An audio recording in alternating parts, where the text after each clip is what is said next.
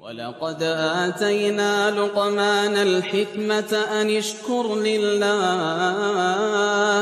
ومن يشكر فإنما يشكر لنفسه ومن كفر فإن الله غني حميد وإذ قال لقمان لابنه وهو يعظه يا بني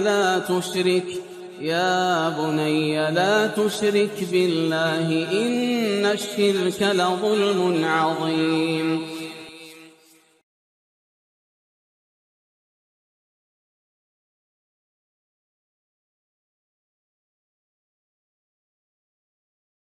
Assalamualaikum warahmatullahi wabarakatuh.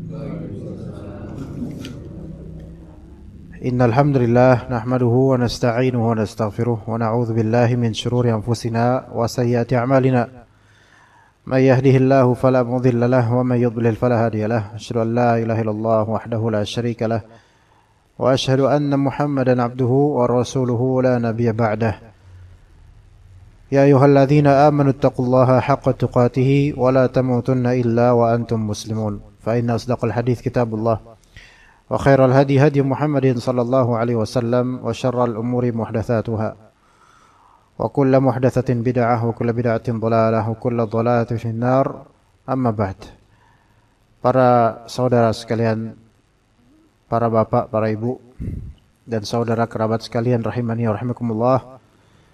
Ini pertemuan pertama perjumpaan kita dalam rangka silatul ukhuwah dan juga menuntut ilmu.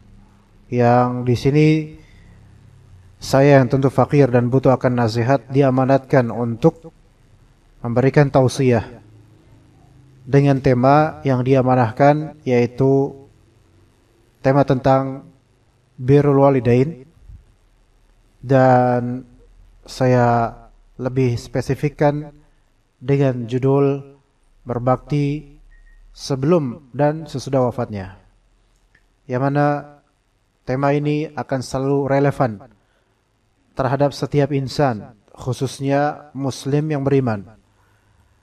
Jadi tidak ada exception, tidak ada pengecualian dalam tema ini. Baik kalangan kaula muda maupun yang sudah tidak muda lagi, maka kita membutuhkan ilmu tentang ini dan peringatan. Selain peringatan bahwasanya kita akan meninggalkan, peringatan pula bahwasanya kita suatu saat akan ditinggalkan pula. Kadang ditinggalkan oleh anak sendiri, kadang orang tua yang meninggalkan. Manusia tidak tahu jadwal keberangkatan. Selain kita bersiap untuk berangkat menuju wafat, kita juga harus mempunyai persiapan ketika ada salah satu dari orang tua kita yang berangkat atau kerabat yang telah wafat. Dan birrul walidain dalam Islam adalah suatu amalan dan hak yang wajib dipenuhi. Umumnya wajib dipenuhi dan ada juga secara sunnah tergantung perbuatannya terhadap kedua orang tua kita. Yang dimaksud di sini kedua orang tua kandung. Ya, selain kedua orang tua kandung seperti saudara, kerabat, juga kita memiliki silaturahim. Namun konteks yang lebih kita kerucutkan di sini adalah birrul walidain sebelum wafatnya dan sesudah wafatnya. Apa itu bir? Di sini makna dari albir apa itu? Albir makna asalnya adalah ihsan wal khair wal ata. Albir makna asalnya dalam bahasa Arab adalah al-ihsan, berbuat baik. Al-khair, kebaikan. Al-ata, pemberian. Jadi tidak luput dari itu, berbuat baik dan memberi. Itu albir. Dalam syariat birrul walidain itu adalah al-ihsan ilal walidain bil qawli wal fi'li taqarruban ila Allah azza wa jalla. Birrul walidain secara syariat adalah berbuat baik kepada kedua orang tua kandung, ya, kerabat, kedua orang tua kerabat, dengan perkataan dan perbuatan. Berbuat baik kepada mereka dengan perkataan, lisan. Dan juga perbuatan anggota tubuh. Namun tidak sekadar itu, melainkan harus ada basic di hati kita, taqarruban ilallah, dalam rangka ibadah kepada Allah. Ini yang membedakan birrul walidainnya orang non-muslim dengan kita muslim. Kita dalam rangka birrul walidain harus didasari yaitu ibadah pada Allah Azza wa Jalla, sehingga mendapatkan ganjaran dari Allah dunia akhirat. Itu ya. Jadi tetap harus ikhlas. Karena birrul walidain kadangkala menjadi seberat-berat amalan dari segi pahala, betul. Namun dari segi praktek juga berat bagi sebagian orang. Terlebih maaf ketika kita usianya, orang tua kita semakin tua usianya. Itu kadang tidak connect dari segi keinginan, harapan terhadap anak-anaknya. Orang tua maunya begini, anaknya mau begini. Terus kalau anak ngejawab dikit, dianggap durhaka dan sebagainya. Banyak hal yang menjadi tantangan tersendiri dalam berbakti pada orang tua. Anak ingin berbakti pada orang tua, tapi kadang orang tuanya punya keinginan tersendiri, yaitu berseberangan dengan keinginan anak atau cara anak berbakti. Dan ini semua adalah tantangan tersendiri yang memang sekiranya ini amalan ringan, maka mungkin ringan juga pahalanya. Tetapi karena ini amalan yang tidak ringan pahalanya dan sangat besar, maka Allah uji. Dan setiap dari kita akan diuji dengan birrul walidain. Kalau sekarang Allah Ta'ala mudahkan kita untuk berbakti pada orang tua dengan masih hidupnya mereka misalnya, dan dimudahkan dengan segala fasilitas untuk bisa berbakti, maka jangan merasa aman bahwasanya selalu begitu. Kita nggak tahu keesokan harinya apakah semudah itu kita berbakti pada orang tua, karena kita akan diuji pada waktunya. Kita akan diuji pada waktunya lisan kita terhadap orang tua. Kita akan diuji pada waktunya berat atau tidak kita memberi nafkah pada orang tua atau memperbaiki keadaannya. Kita akan diuji dengan sakitnya orang tua kita misalnya. Makanya semua ada ujian. Ya, semakin tinggi ujian itu semakin besar ganjaran dari Allah Subhanahu wa taala. Maka harus ada default dan basic taqarrub ilallah, ibadah kepada Allah Ta'ala, menginginkan ridha Allah dari berbakti pada orang tua ini. Karena apa yang kita kejar coba dari bakti orang tua sekarang? Kalau misalnya kita kejar warisan, subhanallah, warisan akan habis pada waktunya. Dan itu hanyalah masalah dunia semata. Sampai ngejawab, ngebentak, subhanallah. Itu udah tingkatnya udah lebih tinggi lagi daripada sekedar fala taqul lahuma sampai ke hati orang tua. Bahkan sampai orang tua bisa aja nggak bisa tidur gara-gara desahan kecil anaknya itu yang melawannya. Itu bisa terjadi itu. Saking sayang dan kecewa. Ketika perasaan itu mixed, ada mixture, ada blending antara sayang sama kecewa pada suatu pihak, itu mungkin penderita ini betul-betul merasakan derita hatinya. Kecewa, tapi sayang, tapi kecewa. Makanya sampai sekecil ini jangan membekas di orang tua yang semakin tua. Padahal memang orang tuanya mengesalkan, tetapi begitulah orang tua, gitu loh. Kalau bahasa Inggrisnya itu kayak vulnerable gitu, gampang pecah. Disitulah harus dijaga, gitu loh. Dan jangan nunggu terlambat. Karena nyesalnya itu lama. Fala taqul lahum wala tanharhuma. Jangan kamu gertak mereka. Wa qul lahum qawlan karima, dan katakanlah pada mereka berdua, orang tua kita, perkataan yang karim, mulia berarti Pak, memiliki level tinggi dari politeness, yaitu dari kesopanan, kesantunan, kebaikan, disesuaikan dengan uruf dan kebiasaan lokal masing-masing keluarga. Nah, ini kalau yang ini qawlan karima itu dikembalikan kepada masing-masing tradisi keluarga. Saya nggak bisa mengatakan kayak gini loh kalimatnya. Karena mungkin keluarga kita beda kultur. Ya. Kayak misal nih, saya nggak tahu sukunya apa nih, Betawi atau Sunda atau Sunda. Sunda Jawa. Mungkin kalau misal Betawi nih, ya. Anaknya ngomong ke emaknya, apaan sih Bu? Gitu. Itu biasa. Gitu. Ya, tapi kalau misal orang Jawa dengar mungkin, sama emaknya ngomong kayak gitu. Nah ini ada perbedaan kultur sedikit gitu. Ya insya Allah Allah Ta'ala lebih tahu konteksnya masing-masing. Ya. Ini dikembalikan kepada masing-masing. Dan bahkan dalam satu suku sendiri, beda rumah, beda keluarga, ya beda sedikit kultur gitu. Jadi kita nggak bisa menilai itu fulan durhaka banget loh sama mamanya. Ya kita nggak mungkin bagi ibunya itu hal yang biasa gitu loh. Ya, bagi ibunya hal yang biasa. Misal saya pribadi Pak, alhamdulillah orang tua saya masih lengkap. Alhamdulillah Allah kasih seperti itu dan semoga baik saya maupun jemaah di sini teman-teman, Bapak Ibu, baik yang masih lengkap atau yang Allah Ta'ala telah ambil pemberiannya, mudah-mudahan tetap bisa berbakti semua. Misalnya saya kalau ke rumah orang tua, saya langsung minta ibu saya itu pijitin saya, garukin kaki saya, garukin kepala saya, pijitin kaki saya, itu selalu, bahkan nggak bisa enggak. Ya, oh ini garukin dong, kaki digarukin, karena emang manja saya tuh terhadap ibu saya, dekat, alhamdulillah. Kalau mungkin orang luar yang melihat datang minta digarukin kakinya setiap datang, mungkin orang ini anak macam apa nih. Bahkan ketika ibu saya sakit, saya minta dipijitin, saya yang dipijitin sama ibu yang lagi sakit. Tapi justru itu membuat ibu sembuh.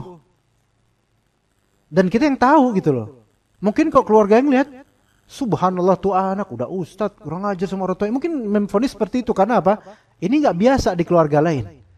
Bukannya ibunya dipijitin, ini malah ibunya mijitin. Makanya saya bilang masing-masing family itu mempunyai kultur sendiri masing-masing secara spesifik. Yang Allah lebih tahu dan mereka kemudian juga lebih tahu. Ini yang tadi, wa qul lahum qawlan karima, katakan kepada orang tua masing-masing perkataan yang mulia sesuai dengan tradisi masing-masing. Ya. Enggak semua anak di semua keluarga bisa mengatakan I love you mom, enggak bisa, enggak semua. Di suatu keluarga bisa kayak gitu, di keluarga lain belum tentu gitu loh. Tapi ada cara masing-masing untuk mengisahkan perasaan cintanya kepada kedua orang tuanya. Baik, kemudian birrul walidain inilah sifatnya para nabi. Birrul walidain sifatnya para nabi. Ya. Begitu seperti Nabi Isa alaihissalam, walaupun beliau tidak memiliki bapak. Ya, tidak memiliki bapak. Namun dalam doa beliau, wa barran biwalidati wa lam yaj'alni jabbaran syaqiyya. Dan jadikan saya Allah sebagai anak yang berbakti pada ibu saya, yaitu Maryam alaihissalam. Dan jangan sampai Allah Ta'ala jadikan saya orang yang jabbar, syaqiyya, yaitu orang yang jabbar, keras dan suka berbuat zalim, itu jabbar. Syaqi yaitu sengsara. Ya, sombong, sengsara. Bisa dikatakan jemaah sekalian, umumnya, mungkin enggak semuanya. Umumnya anak yang berbakti pada orang tua itu lebih lembut kalbunya, apalagi berkaitan dengan keluarga. Umumnya begitu umumnya, ya. Saya tentu enggak riset semua orang, tetapi umumnya begitu. Dan bisa dikatakan sekali para nabi dan kemudian kalau misalnya diperhatikan, Bapak Ibu perhatikan, dai para penceramah yang mereka sukses dengan baik memberikan contoh pada kaum muslimin ilmu agama yang baik dan benar, itu rata-rata ada doa ibu di belakangnya. Ada doa ibu di belakangnya. Ada bakti yang tidak kita tahu di balik layar. Rata-rata begitu. Dan siapapun pendakwah atau juru dakwah yang punya kedurhakaan pada orang tuanya, tidak akan Allah berikan kesuksesan di dakwahnya, walaupun dia pendakwah. Dan yang saya maksud sukses ini bukan dengan pakai mobil mewah, terus pakai bukan pakai serba mewah, Bukan yang harus terkenal. Enggak mesti dakwah itu sukses dengan terkenal. Belum tentu. Maksudnya sukses di sini istiqamah dalam berdakwah, dijaga oleh Allah Ta'ala dakwahnya, meskipun banyak menjegal misalnya, dan dia bisa menjadi contoh bagi kaum muslimin dengan apa yang dia ucapkan. Itu rata-rata ada doa ibu di belakangnya. Dan rata-rata ada harapan besar ayah di belakangnya. Ini konteks dai, Pak. Tentu mungkin di sini bukan dai. Para jemaah teman-teman di sini bukan dai. Pun di konteks keduniaan jemaah, kalau kita mau lebih berkah harta dan rezekinya, tentu biasanya ada doa ibu di belakangnya. Karena di situ berkahnya Allah Ta'ala berikan doa ibu, kemudian harapan besar ayah untuk anaknya supaya sukses dunia dan akhirat. Nah, untuk bisa berkah seperti itu, ya modalnya yaitu birrul walidain, berbakti kepada kedua orang tua. Rasulullah SAW pernah ditanya, ya Rasulullah, ayyul amali afdal? Yaitu Abdullah bin Mas'ud bertanya kepada Rasulullah, ya Rasulullah, amalan apa yang paling afdal? Maka kata Nabi SAW, as-salatu ala miqatiha, yaitu salat di waktunya, itu paling bagus. Kemudian apa ya Rasulullah? Kemudian thumma birrul walidain, kemudian berbakti pada kedua orang tua. Itu nomor 2 setelah salat itu. Dijawab di sini. Kemudian apa ya Rasulullah? Kemudian jihad fi sabilillah. Sampai jihad aja setelah berbakti pada orang tua. Kita sekarang enggak ada kesempatan buat berjihad di medan perang. Tapi jihad kita kesempatan apa? Di orang tua kita. Orang tua kita. Ya. Sampai dalam sebuah hadis yang diriwayatkan oleh Abdullah bin Amr bin As radhiyallahu anhuma, ada seorang pria menghadap ke Nabi SAW, ya Rasulullah, saya ingin membaiatmu untuk hijrah dan jihad. Saya akan mencari ganjaran dari Allah Ta'ala dengan jihad saya. Namun mungkin Rasulullah melihat ini anak ini masih muda deh. Sepertinya orang tuanya itu masih lebih membutuhkan dia daripada umat ini. Maka kemudian kata Nabi, fahal min walidaika ahadun hayy? Apakah di antara kedua orang tuamu ada yang masih hidup? Salah satunya mungkin kata pemuda itu, bal kilahuma ya Rasulullah. Bahkan keduanya masih hidup ya Rasulullah. Maka kemudian kata Nabi SAW, fatabtaghil ajr minallah, kamu pengen dapat ganjaran pahala dari Allah? Iya Rasulullah. Ya udah, farji' ila walidaik fa ahsin suhbatahuma. Pulang kamu ke kedua orang tua kamu. Perbaguslah persahabatanmu dengan keduanya. Subhanallah. Kemudian dalam hadis lain dari Abdullah bin Amr bin As juga radhiyallahu anhuma, ada seorang pemuda datang kepada Nabi SAW untuk minta izin ikutan ke medan jihad sama Rasulullah dan pasukannya. Maka kemudian dia melihat, Rasulullah mungkin melihat ini pemuda ini, sepertinya orang tuanya masih hidup. Maka kemudian kata Nabi SAW, ahayyun walidak? Apakah kedua orang tua masih hidup? Maka kata pemuda ini, na'am ya Rasulullah, ya masih hidup. Maka kata Nabi SAW, fafihima fajahid. Maka berjihadlah dengan kedua orang tuamu, yaitu perbaiki hubunganmu dengan keduanya. Ini menunjukkan bahwasanya berbakti kepada kedua orang tua termasuk bagian dari jihad. Dan ini tidak hanya berlaku bagi pemuda, bahkan kita yang mungkin sudah 30-40 tahun, orang tua kita masih hidup, jihad kita di sini. Jihad kita di sini, dibakti pada kedua orang tua. Kemudian para teman-teman, para ikhwah sekalian rahimakumullah, berbakti kepada kedua orang tua itu adalah salah satu wasilah keberkahan usia dan kelapangan rezeki. Wasilah berkahnya usia dan lapangnya rezeki, birrul walidain. Wallahi itu sahih. Kata Nabi SAW, man sarrahu an yubsata lahu fi rizqihi wa yunsa lahu fi atharih falyasil rahimah.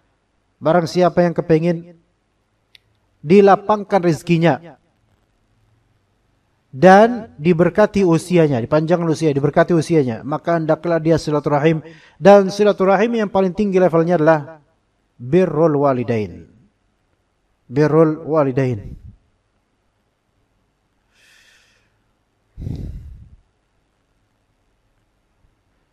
Berkahnya rezeki dan usia di sini bukan mesti kita itu harus hidup mewah, bukan. Maksudnya berkah di sini adalah banyaknya kebaikan dengan harta dan rezeki yang Allah Ta'ala berikan. Dan sebagian salaf memiliki beberapa perkataan tentang birrul walidain.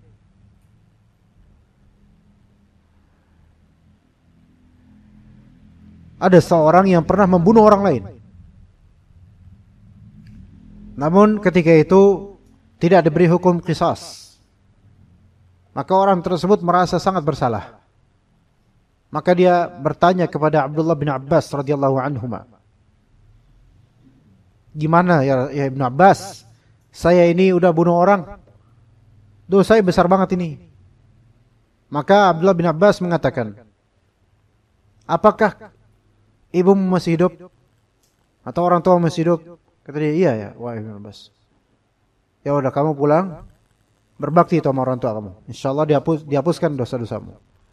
Maka dia pun pulang. Beberapa salaf lainnya, ulama lainnya atau sahabat lainnya mempertanyakan statement Abdullah bin Abbas. Ini orang pembunuh. Kenapa malah justru dialihkan kebaktian orang tua? Kok nggak nyambung gitu kan? Ya ngebunuh kan dosa besar, terus ngapain ke orang tua kemudian? Maka setelah itu kata Abdullah bin Abbas, la a'malu amalan aqrabu ila Allah azza wa jalla min birril walidah. Saya tidak tahu suatu amalan yang paling dekat sama Allah daripada berbakti pada ibu. Ini birrul walidah. Konteksnya ibu. Abdullah bin Abbas suruh ke ibu kamu. Cari ibu kamu. Bakti sama ibu kamu. Ini sahabat Nabi loh kayak gini loh. Ini bukan orang biasa yang ngomong kayak karena ada sensi sama bapaknya. Bukan. Ini sahabat Nabi yang netral dan dekat sama Allah Ta'ala dengan ibadah mereka dan ilmu mereka. Saya mungkin 2 pekan lalu atau sepekan lalu sempat melihat seorang syekh dan mendengar seorang syekh yang dia ditanya oleh seorang perempuan atau lupa atau perempuan laki-laki tentang tafsir mimpi. Ya, perempuan ini atau saya lupa perempuan atau laki, pokoknya menyatakan bermimpi beberapa mimpi yang sangat buruk dan itu tafsirannya memang mimpi yang tafsirannya itu wah ini berbahaya mimpinya. Mimpi laba-laba, ular, ini itu dan seterusnya. Sampai ini syekh ini astagfirullahaladzim, la haula quwwata billah. Betapa mimpi ini Masya Allah ini. Maka syekh ini menyampaikan bahwasanya kemungkinan mimpi ini tafsirannya di keluargamu ada pembuat makar, orang yang benci padamu padahal dia menzahirkan cinta dan ketulusan, tapi dia benci sama kamu dan ingin membuat makar padamu. Dan ini ada sesuatu yang berbahaya di dekat kamu sebenarnya. Maka banyak-banyak istighfar. Banyak-banyak doa. Dan, kata syekh itu, pergi ke ibumu. Minta doanya. Subhanallah. Ya, memang tidak ada amalan spesifik tentang ini untuk pergi ke ibu. Cuma, yang membuat syekh ini terinspirasi untuk pergi ke ibumu. Kenapa? Anak itu mau gimana kek dia bakal ke orang tua. Itu dulu. Mau gimana kek selama orang tua masih hidup, normalnya akan ke orang tua. Dia ketika ada kasus, baru ke orang tua. Mau sehebat apapun tuh anak gitu loh. Walaupun ustadz gitu, walaupun ustadz selama orang masih hidup. Ketika mungkin ada kesulitan, ada apa? Ada hati yang berkata, ayo ke orang tua yuk. Ayo ngobrol ke ibu yuk. Dan namanya orang tua gitu loh. Mungkin lemah di fisik, tapi punya kekuatan hati dan pengalaman. Minta doanya gitu. Masya Allah, saya sampai, wah Masya Allah juga nih. Orang ketika berkasus, banyak yang mungkin ke pengacara, mungkin ke konsultan, mungkin ke ini, ke itu, dan seterusnya cari wasilah ini itu. Lupa sama orang tuanya. Betul, kita mungkin gak semua kasus kita hamparkan ke orang tua. Karena kadang-kadang orang tua tuh, kalau anaknya curhat, orang tua kepikiran. Ya udah mungkin gak langsung kita omongin masalah kita. Tapi tetap kita minta restu mereka. Supaya usia kita berkah. Ketika usia berkah, Allah yang jaga. Kata Abdullah bin Umar radhiyallahu anhuma, buka'ul walidaini minal uquq. Tangisan orang tua adalah kedurhakaan anak. Subhanallah.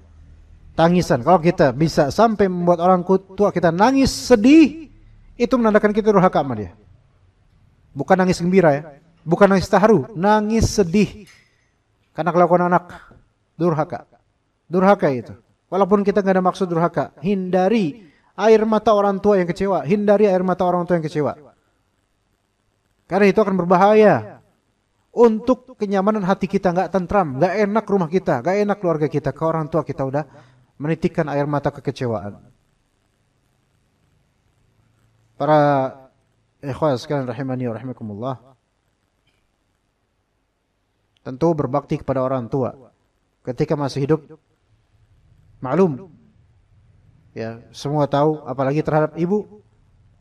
Bakti terhadap ibu itu malah 3 kali lipat dibandingkan bakti pada ayah. Ini berlaku bagi laki atau perempuan? Berlaku bagi laki atau perempuan dengan kelebihan kasih sayang dan pengorbanan seorang ibu. Ketika masa hamil sampai kita usia besar, pengorbanan seorang ibu yang dalam Islam dilazimkan ibu ini berbakti padanya lebih tinggi lagi. Taib, sebelum nanti kita menuju ke pembahasan setelah wafatnya orang tua, apa sih hal-hal yang membuat kita bisa berbakti pada orang tua? Itu dulu. Hal yang membuat kita bisa berbakti pada orang tua, apa aja? Yang menolong kita untuk berbakti pada orang tua, apa aja? Kita perlu faktor pendukung. Pertama, minta tolong sama Allah. Wah, ini penting nih. Minta tolong sama Allah. Kalau emang kita mau bakti sama orang tua, minta tolong sama ya Allah, jadikan saya orang yang bakti pada orang tua. Minta tolong doa, minta tolong doa, minta tolong doa. Enggak bisa kita itu sendiri dengan inisiatif dan independen tanpa kehendak Allah Ta'ala untuk berbakti orang tua. Kita butuh Allah Subhanahu Wa Ta'ala yang membimbing kita untuk berbakti pada orang tua. Minta tolong sama orang tua. Minta tolong sama Allah Subhanahu Wa Ta'ala. Tanpa pertolongan Allah kita enggak bisa melakukan amalan. Kedua, hadirkan di hati keutamaan berbakti dan hukuman durhaka. Hadirkan di hati senantiasa itu. Keutamaan berbakti dan hukuman kalau durhaka. Hadirkan di hati kita. Keberkahan hidup kalau kita bakti. Luasnya rezeki dan ampunan Allah Ta'ala. Kemudian nikmatnya berkeluarga kalau kita bakti sama orang tua. Tentramnya hati dan kehidupan, Masya Allah. Sebaliknya, hadirkan juga efek dan impact yang sangat negatif kalau kita bakti sama orang tua. Hidup gersang, pola pikir yang negatif, dan hati yang liar. Hati yang liar. Ya. Banyak anak-anak di jalanan, anak muda di jalan, yang liar. Mereka enggak bakti sama orang tua, enggak mau bakti. Alhamdulillah semua Allah jaga kita semua sini. Coba kita lihat ya anak-anak, saya menginginkan semua dapat hidayah insyaallah. Tapi coba lihat anak-anak misalnya yang di jalanan, anak pang misalnya. Banyak dari mereka itu broken home. Dan banyak dari mereka meskipun rindu sama orang tua, mereka anti dengan orang tua, enggak mau ikut orang tua, enggak mau dengar omongannya. Itu ada sampai beberapa dari polisi itu ingin memulangkan beberapa dari mereka dan menemukan setelah dipulangkan sebenarnya mereka punya orang tua yang masih lengkap, namun karena mereka itu memberontak dari orang tuanya akhirnya menjadi anak pang dan telah ditiduri oleh banyak dari teman-temannya. Nauzubillah min dzalik. Ya maksudnya keperawanannya udah hancur, udah kelas menjadi anak jalanan, hancur hidupnya. Padahal masih punya orang tua yang lengkap yang baik-baik saja, namun kabur. Lihat bagaimana durhaka pada orang tua, kemudian Allah telantarkan begitu saja di anak jalanan. Akhirnya Allah pertemukan kembali dan mungkin bertaubat mudah-mudahan. Banyak hidup anak-anak muda yang hancur betul-betul. Hatta walaupun masih bersama orang tuanya, di bawah seatap serumah dengan orang tuanya, tapi hancur kehidupannya. Karena apa? Karena enggak bakti, enggak ada keinginan bakti sama orang tua. Maka hadirkan perasaan itu dan lihat sampel-sampel yang ada mungkin di teman-teman kita. Hancur hidupnya, hancur hidupnya. Ya. Kemudian di antara faktor bakti sama orang tua, kesalehan orang tua itu sendiri. Maksudnya, kesalehan orang tua kita menjadi faktor kita bakti sama mereka, gitu loh. Kesalehan orang tua menjadi faktor baktinya anak pada mereka. Ini menjadi refleksi dan cerminan buat kita ya. Kalau kita pengen anak-anak kita bakti sama kita, ya kita jadi orang soleh dong. Perbaiki diri dong, gitu. Di faktor besar yang mendukung anak-anak untuk bakti pada kita, solehnya kita. Faktor pendukung terbesar yang membuat kita bakti sama orang tua yang soleh. Tapi ini bukan berarti kalau orang tua kita tidak soleh, terus ya udahlah, orang tua saya juga begajulan, ngapain? Gak gitu juga. Tetap bakti karena kan nanti impactnya ke anak kita juga. Bagaimana dia bisa mencari contoh kalau kita nggak mencontohkan? Taib, kemudian di antara faktor pendukung supaya kita berbakti sama orang tua, at-tawasi bibirril walidain, saling menasihati tentang birrul walidain, saling mengingatkan. Di antara wasilahnya kayak gini nih, ini mengingatkan. Kemudian di antara wasilahnya antar sama saudara, ngingetin. Ya, ini udah gajian nih, udah ngasih orang tua belum? Nah itu kan ngingetin. Ya, jangan gitu tuh sama orang tua nggak boleh. Nah ini ngingetin, saling ngingetin. Ya. Faktor lainnya berikutnya, menempatkan diri di posisi orang tua.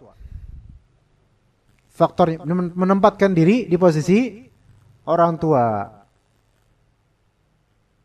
Apa maksudnya? Ya ini seperti nomor 3 tadi ya, atau nomor 4 ya. Kalau emang kita durhaka sama orang tua, coba sekarang bayangin mau enggak kita didikitin sama anak kita sendiri. Nah gitu. Ngaca ya, yang atau kalimat lain adalah refleksikan dan ngaca deh. Situ ngebentak orang tua, mau enggak nanti anak situ ngebentak situ? Nah kan gitu. Jadi posisikan diri di posisi itu coba. Kayak kita mau ngezalimin orang. Posisikan diri kita di posisi orang itu. Mau enggak kita digituin? Enggak mau, ya udah jangan gituin orang, kan gitu. Mau enggak anak kita durhaka sama kita? Enggak mau, ya udah jangan durhaka sama orang tua kita. Sama misalnya. Setelah kita wafat, masih mau enggak ada yang ngunjungin kuburan kita? Masih mau enggak ada yang bakti sama kita setelah kita wafat? Kalau emang kita pengen setelah wafat masih banyak yang mau ngunjungin kuburan kita dan atau doain kita atau sedekah atas nama kita, maka lakukan itu sekarang kepada orang-orang tua kita yang telah wafat. Nanti akan ada balasannya dari Allah. Kita nggak tahu dan nggak perlu ngatur karena nggak bisa kita atur. Nih sekarang kalau misalnya kita punya orang tua yang telah wafat, terus kita wakafkan harta kita atas nama orang tua kita, lah masjid lah atau buku lah atau untuk menuntut ilmu lah atau untuk madrasah lah atau sedekah atas nama beliau lah dan seterusnya. Dengan harapan nanti kalau saya wafat semoga anak-anak saya juga akan berlaku yang sama.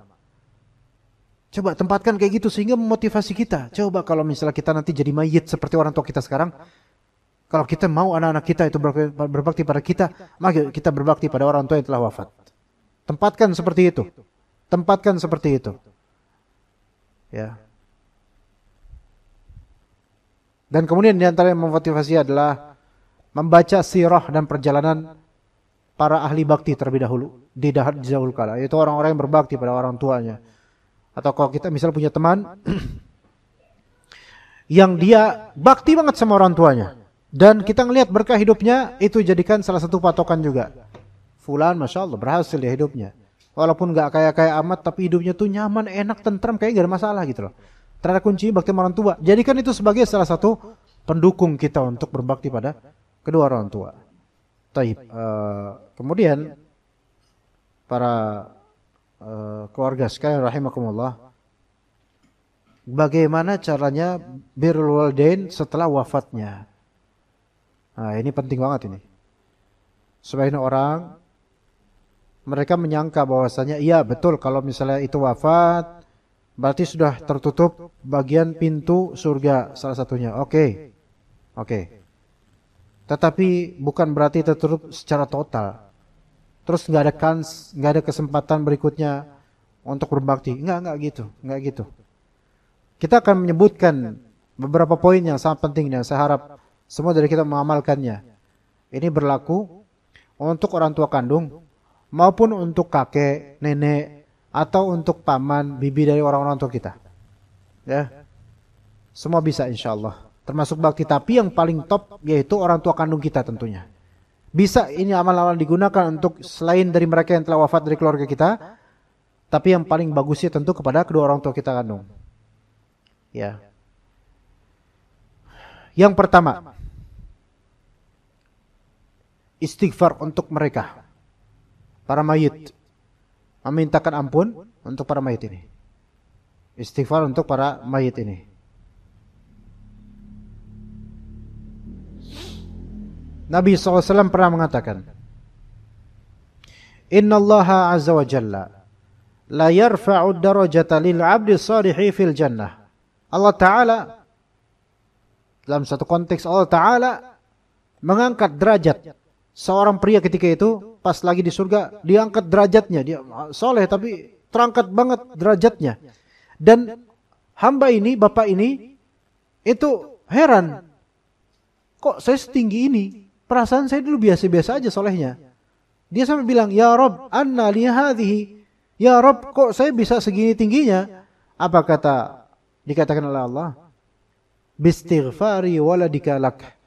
Yaitu ini sebabnya istighfarnya anakmu untukmu.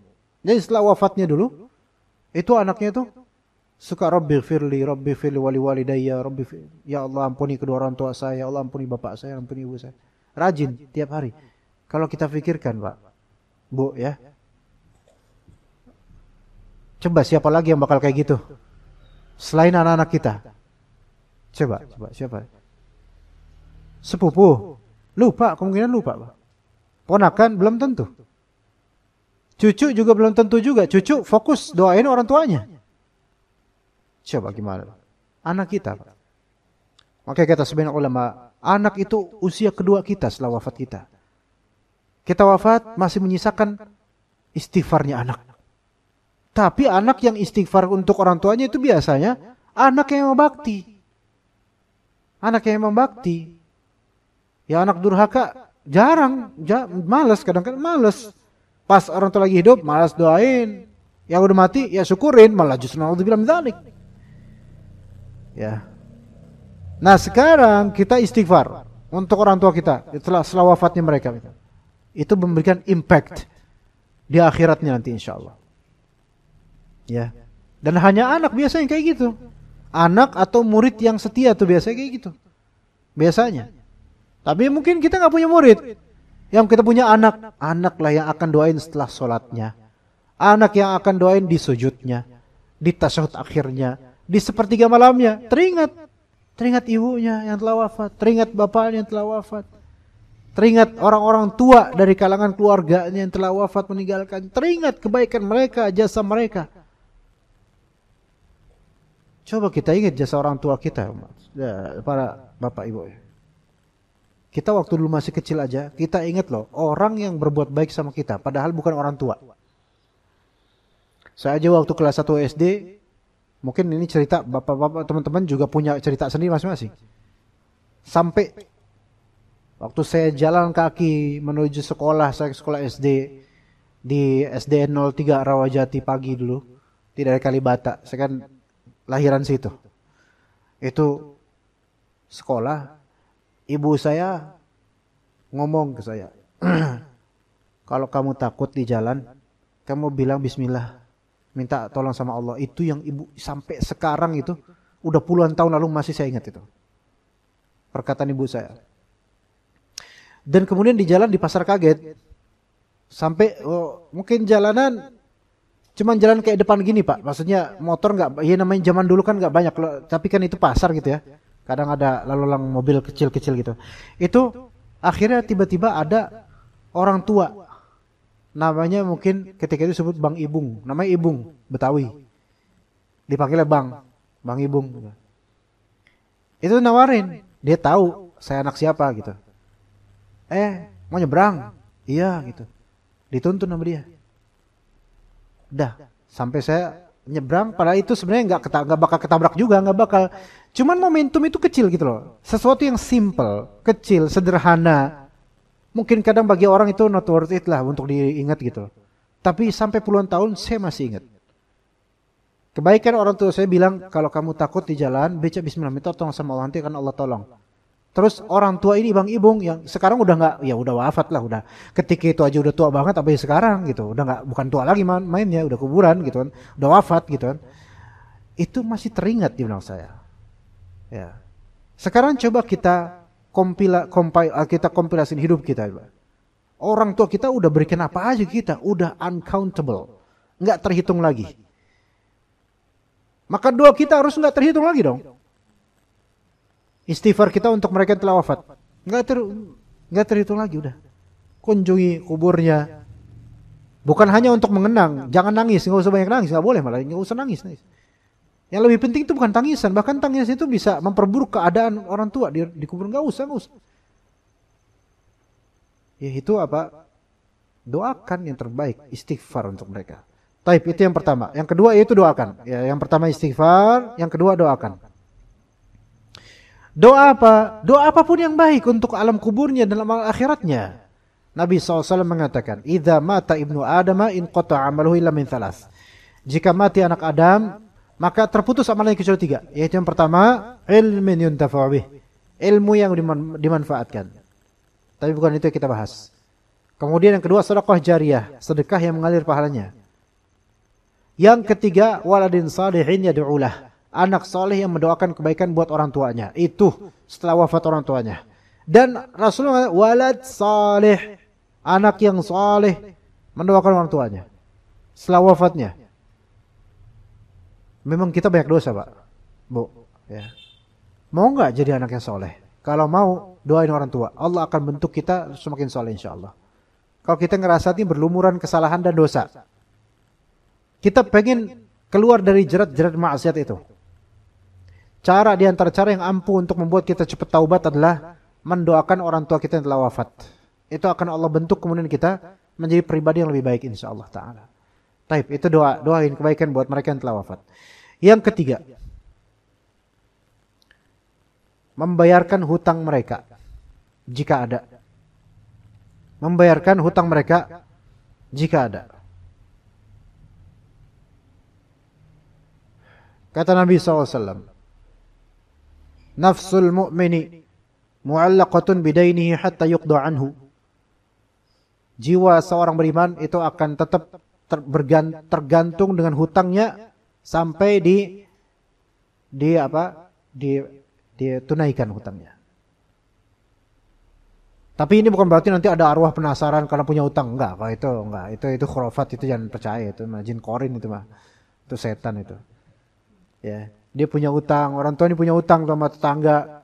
Terus tiap malam keberapa ngetok-ngetok pintu rumah. Nah, bayar hutang babena, ya. Bebe, hidup nyusahin, mati nyusahin. Enggak ada kayak gitu, enggak ada. Tapi ini benar kalau dari Rasulullah, itu benar, yaitu bahwasanya nyawanya di alamnya, entah dengan cara apa Allah alam, tergantung pada hutangnya gitu loh. Jadi enggak tenang. Maka bayarkan hutangnya kalau kita mau bakti, bayarkan hutangnya kalau kita mampu, bayarkan hutangnya. Kalau ada. Ya. Hutang apa? Ya hutang properti, uang, kepemilikan apapun. Gimana kalau hutang budi? Ini enggak termasuk sebenarnya, tapi jika pengen lebih bakti, hutang budi dibayarkan juga. Hutang budi kan bukan harta, bukan, tapi jasa. Misal dulu ada orang yang bantu bapak kita almarhum, ya. Bapak kita wafat dan kita tahu ini orang ini dulu pernah bantu bapak saya punya hutang budi sama orang ini. Kita balas dia dengan kebaikan. Ini termasuk bakti.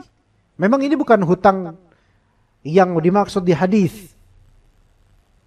Tapi alangkah baiknya kalau kita berbakti sama orang yang dulu telah berbuat baik pada orang tua kita.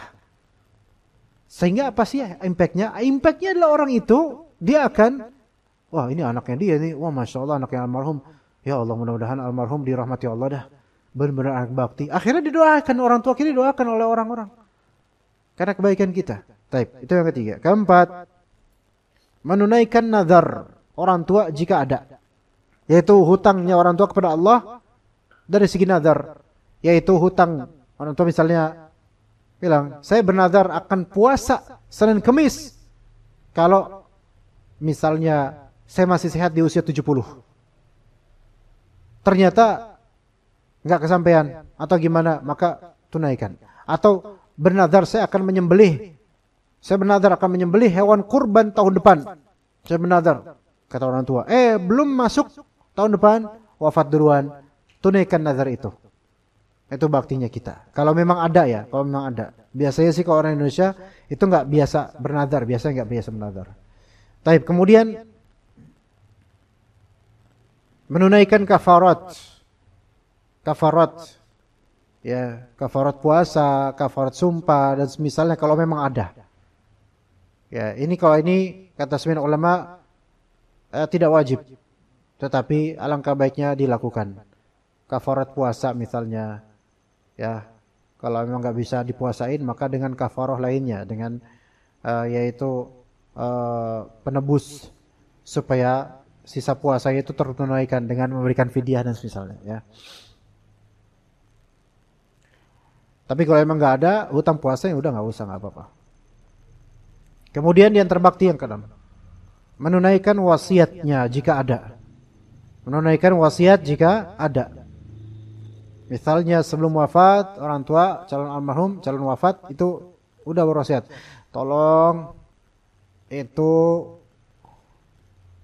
1/10 dari harta saya sedekahkan untuk fakir miskin fulan gitu. Maka sebelum pembagian harta waris wajib untuk menunaikan wasiat tersebut. Ya. Selama memang ada hartanya gitu. Ya. Gitu ya. Itu baktinya keluarga kepada orang tua yang wafat ini. Yang ketujuh. Yang ketujuh sama sih seperti tadi, ya. Menunaikan puasa Ramadan yang belum dibayar. Itu sama seperti nomor 5 juga. Ya. Kata Nabi SAW, Dainullahi ahaqqu an yuqda. Hutang terhadap Allah itu lebih berhak untuk ditunaikan. Iya. Itu jika memang ada hutang puasa. Kemudian yang ke-8. Sedekah atas namanya. Sedekah atas namanya.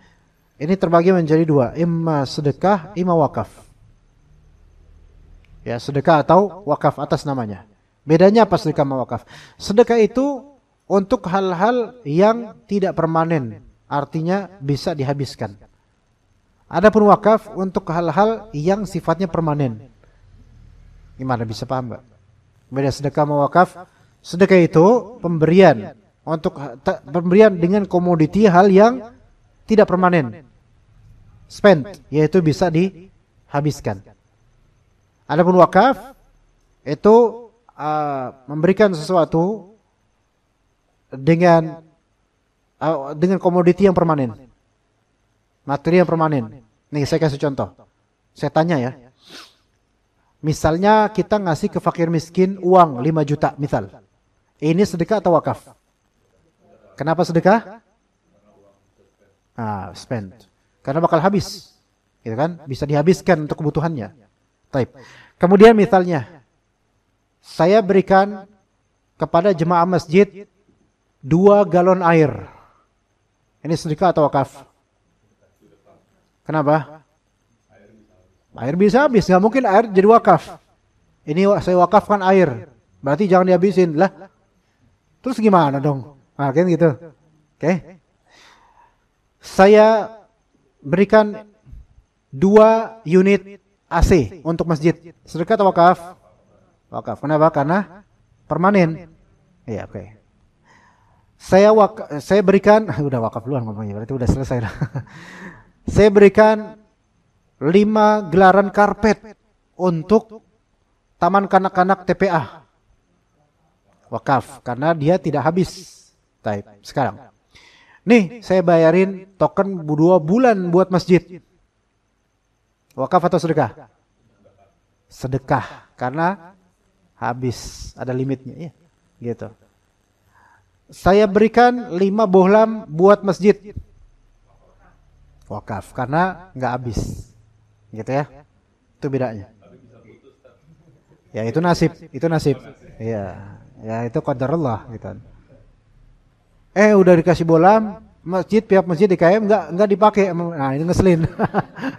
Tapi pahalanya tetap ada, pahalanya ada. Enggak, jangan kira kalau kita mewakafkan sesuatu terus nggak dipakai sama orang itu atau mereka yang nggak dipakai, itu jangan kira nggak ada pahalanya, nggak berngalir pahalanya. Enggak. Allah Taala itu Maha tahu, gitu loh. Mungkin sakit hati di kita karena kelakuan DKM. Ya, saya kemarin bilang butuh bohlam, udah saya kasih tuh 5, malah ya disimpan. Ya.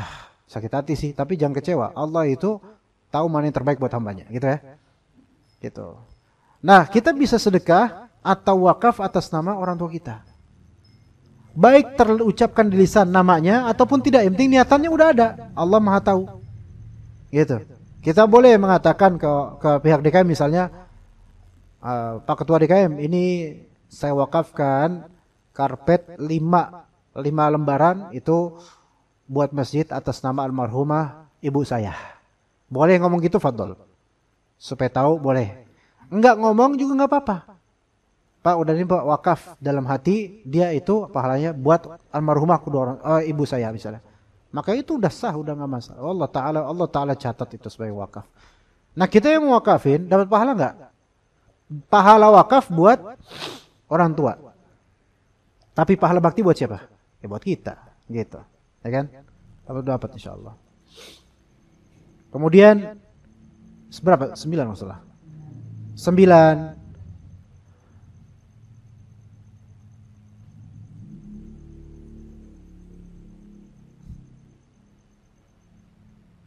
yaitu menyambung rahim kerabat orang tua. Menyambung rahim kerabat orang tua, paman, bibi dari beliau yang telah wafat. Ya kakak adiknya gitu. Orang-orang kerabatnya, orang-orang yang almarhum itu silaturahim terus sama mereka, kita silaturahim juga. Keluarga gitu. Itu bakti juga. Jadi kalau ibu atau bapak kita meninggal, ya kita silaturahim pada paman bibi kita itu termasuk birrul walidain. Oke, kemudian yang 10. Memuliakan teman dekatnya setelah wafatnya orang tua kita. Teman dekat, ini bukan kerabat, bukan. Tapi teman dekat. Ya. Kata Nabi SAW, Inna abarral birri silatul waladi ahla waddi abih. Sesungguhnya di antara sebaik-baik bakti pada orang tua adalah kita menyambung tali kasih pada orang yang dekat pada almarhum orang tua kita. Ini mungkin bukan kerabat, teman kantor, kolega lama, ya, tetangga, ya memang dekat sama orang tua kita. Wah itu, masya Allah. Itu benar-benar baik. Anak-anak punya cerita tentang ini, tapi nggak nanti kepanjangan. Kemudian yang ke-11 di antara bakti yang ke-11, al-i'tiraf bi fadlihima, yaitu mengakui keutamaan orang tua kita. Setelah wafatnya, ya. Kadang kita mengenal orang tua kita. Kita ngobrol sama keluarga, ngobrol sama adik kakak. Kita puji-puji orang tua kita kebaikannya dan tutup aibnya. Ya. Buka kebaikannya, tutup aibnya kita. Jangan dibalik.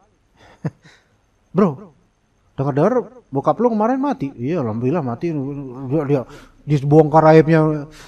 Kalau masih hidup gua juga malas banget liatnya. Subhanallah, ini anak model apa?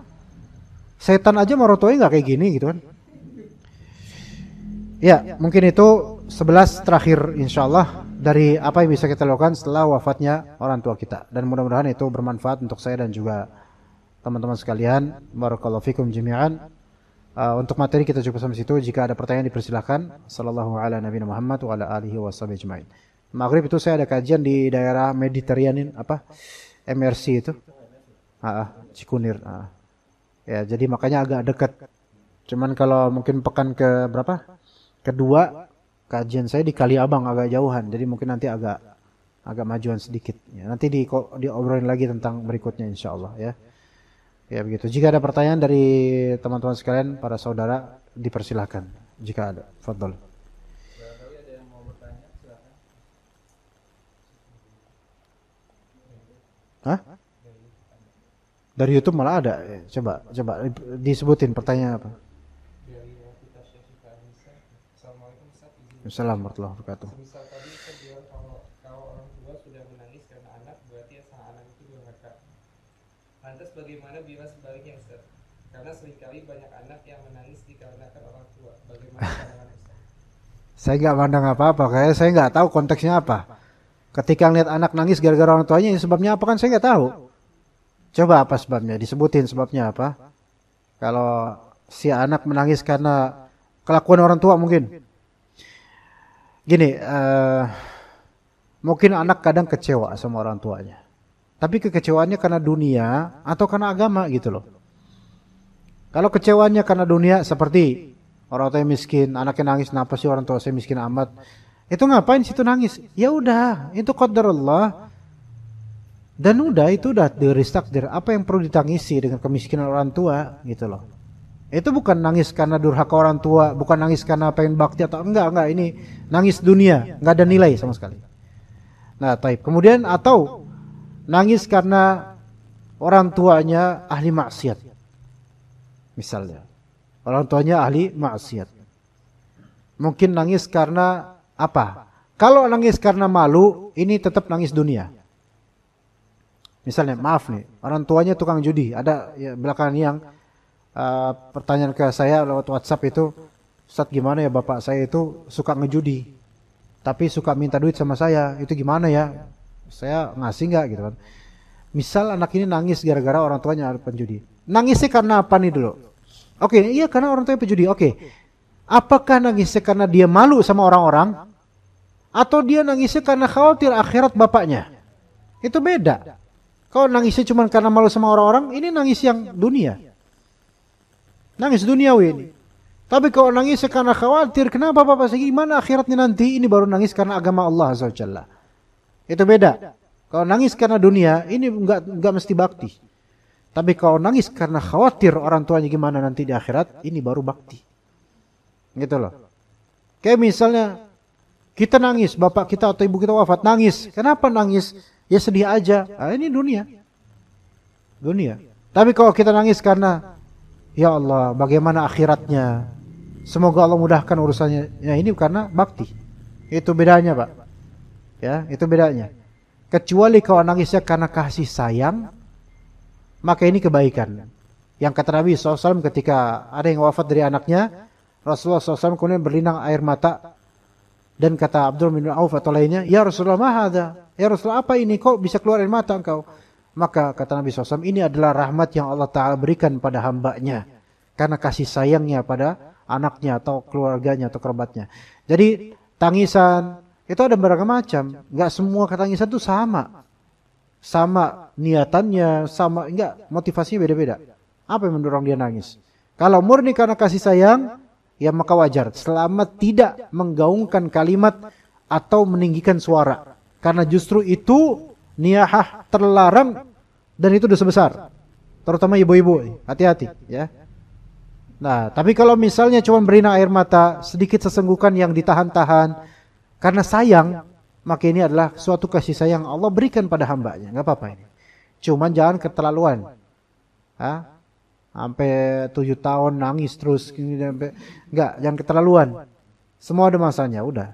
Yang enggak usah berlebihan, enggak usah berlarut. Ada juga nangis karena dunia. Ya, karena malu sama orang. Ya, orang tua saya matinya kayak gini.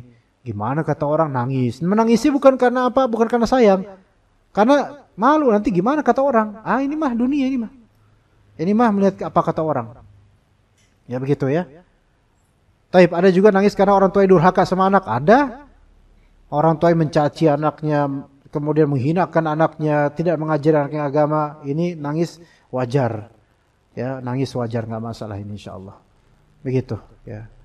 Allahu a'lam. Dari offline ada yang mau bertanya? Ya, Bu, silakan. Ya, rahimahullah.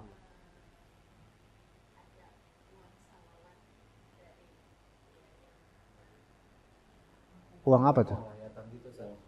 Dari uang takziah. Iya, kenapa?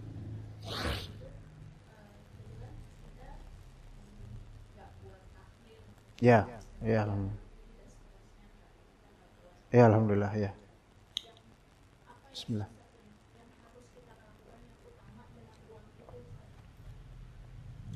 Taib, uang itu kan buat milik siapa sekarang? Bismillah. Bentar. Mereka yang ngasih itu dalam rangka apa? Takziah ya? Takziah, oke. Karena karena di sini nggak ngadain acara-acara macam-macam, ya kan? Berarti uang itu mengendap gitu kan? Pertanyaan apakah uang itu menjadi uang warisan atau menjadi uang sedekah untuk ya ditinggal atau gimana gitu kan? Itu pertanyaannya kan? Ya.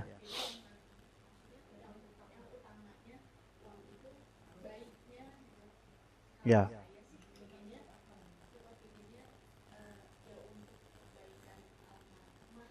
Oke. Oke. Oke. Ya. Oke. Jadi sebelumnya dalam Islam itu di surat An-Nisa mim ba'di wasiyati yusa biha audain. Sebelum ada pembagian waris. Maka dilihat dulu, ini almarhumah punya wasiat enggak berkaitan dengan harta? Itu dulu. Ada enggak? Enggak ada. Oke. Beliau rahimahullah punya hutang enggak? Enggak ada. Oke. Sekarang berarti kan ini uang mengendap dan akan menjadi warisan buat ahli warisnya, gitu kan? Warisan buat ahli warisnya. Nah, kalau memang ini saya nggak tahu berapa jumlah ahli warisnya, ya. Begini, memang bagus kalau buat kebaikan almarhumah dengan sedekah atau wakaf atas namanya itu bagus, betul. Tapi sebentar, uang ini jadikan sebagai uang warisan dulu. Artinya gini, kumpulkan ahli waris. Maksudnya kumpulkan nggak mesti bertemu langsung, bisa dengan online.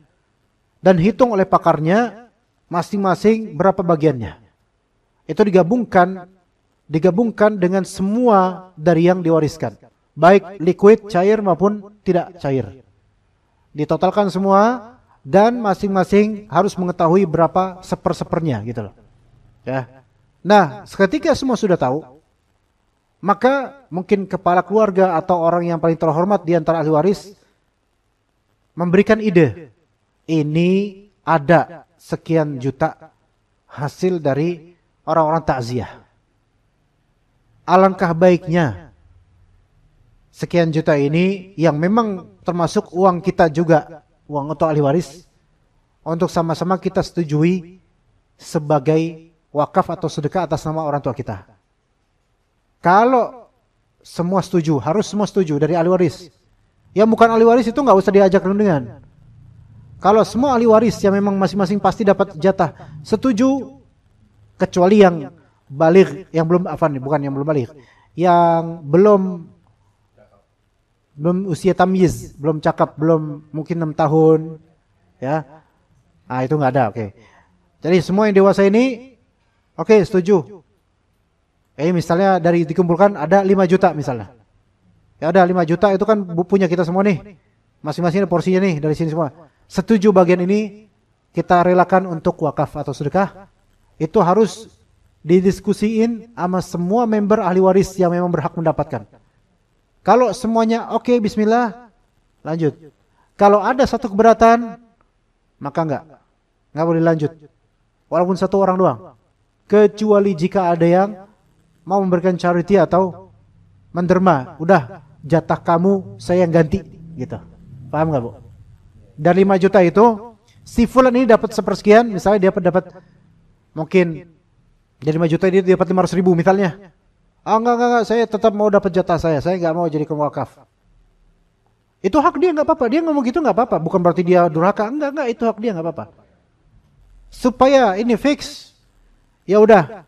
Ada di antara yang mungkin lebih banyak duitnya, 500 saya yang ganti. Dah, kamu tetap dapat nggak apa-apa. Dan nggak usah dikatakan, emang egois banget sih, nggak usah gitu.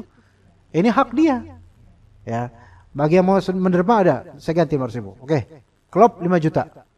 Yuk, udah wakafin. Jadi pahala yang fulan ini yang ganti 500 ribu double itu insya Allah. Pahala baktinya insya Allah ya. Gitu, seperti itu. Ya. Wallahu a'lam. Begitu, Bu. Ya. Ya. Iya.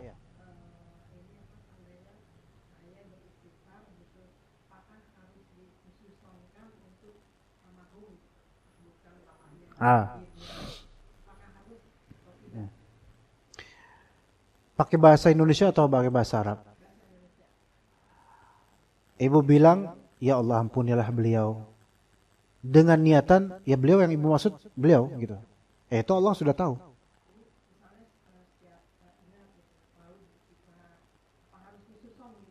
Kalau ibu istighfar bilang astagfirullahaladzim, itu buat diri ibu. Tapi kalau ibu bilang, ya Allah ampunilah, Allahumma gfir lahu, Allahumma gfir laha, itu pakai bahasa Arab, sesuai niatan. Tapi kalau lafal astagfirullah itu kan saya minta ampun ya Allah. Ya minta ampun dari sini, jangan pakai astagfirullah. Pakai Allahumma gfir lahu kalau untuk laki-laki, Allahumma gfir laha kalau untuk perempuan. Atau kalau memang khawatir salah, pakai bahasa Indonesia boleh. Ya Allah ampunilah ibu saya, ya Allah ampunilah bapak saya, ya Allah ampunilah Pak Fulan, Bu Fulan. Ya Allah ampunilah dia, niatannya untuk beliau, Allah tahu kok gitu. Jadi nggak harus ribet-ribet dengan nyebutin bin Fulan, binti Fulan, itu nggak harus gitu. Kalau mau gitu nggak apa-apa, cuman kalau menurut ibu itu mempersulit, permudahlah, karena Allah Ta'ala mempermudah sesuatu gitu. Insya Allah mudah. Sama-sama ibu. Boleh. Boleh, Rabbi firli wali walidayya warhamhuma kama rabbayani shaghira. Boleh, walaupun sudah wafat. Masuk itu insya Allah. Ya. Ini saya agak buru-buru sedikit ya Pak, mohon maaf nih karena udah jam segini makin gelap gitu kan. Ya takutnya tiba-tiba isya aja gitu kan. Ya, kita cukup sampai sini insyaallah, mudah-mudahan semua bermanfaat buat saya dan juga para saudara sekalian. Barakallahu fikum jami'an. Wa sallallahu ala nabiyina Muhammad wa ala alihi wa sahbihi ajma'in. Subhanakallahumma bihamdika asyhadu an la ilaha illa anta astaghfiruka wa atubu ilaik. Wassalamualaikum warahmatullahi wabarakatuh.